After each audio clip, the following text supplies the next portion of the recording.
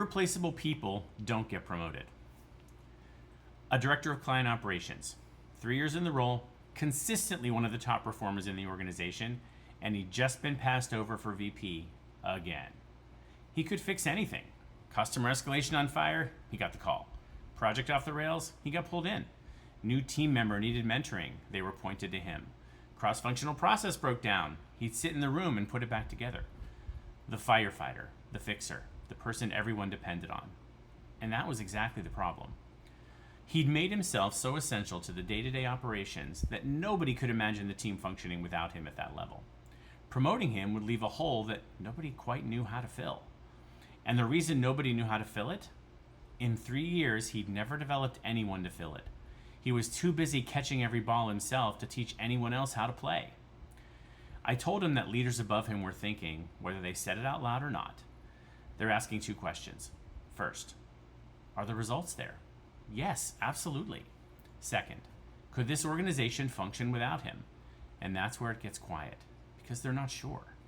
And that uncertainty is the thing that's keeping him exactly where he is. He pushed back, but I'm delivering results. My team hits every number. I said, your team hits every number because you're personally catching every ball that drops. That's not your team hitting numbers. That's you hitting numbers with an audience. And there's a meaningful difference between a team that performs because they're developed and empowered, and a team that performs because their leader is personally doing their critical work. The first team survives a leadership change. The second team doesn't. And the people who decide promotions, they know the difference, even if they can't always articulate it. I asked him the question I ask every leader in this situation. If you were on a flight in the hospital, completely unreachable for 48 hours, what would happen? Long pause. It would be rough. That's the problem, I told him. Not that it would be rough, but you've been in this role for 3 years, and it would still be rough. What does that tell you about what you've been building? He sat with that, and it wasn't comfortable. Then I pushed him further. I told him something that he didn't want to hear. You actually like being needed. He thought about it for a full minute, and then he nodded.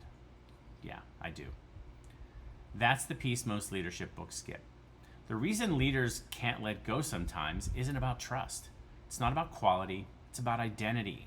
Being the fixer, the rescuer, the person everyone comes to. That's how he knew he mattered. Every time someone brought a problem and he solved it, he got a little hit of validation. And over the years, that had become the architect of his professional self-worth. I told another leader something that reframed this whole pattern. He was talking about how he felt replaceable at work because he was irreplaceable at home. And I said, actually, we want it the other way around. You want to be replaceable at work. That means you've built something that works without you. That's not a sign of diminished value. It's actually a sign of great leadership. Irreplaceable people don't get promoted. They get depended on. So ask yourself honestly, if you were unreachable for 48 hours, would your team be fine? If not, that's not a reflection of their limitation. It's a reflection of your leadership. And it's probably the single biggest thing holding you back from the next level.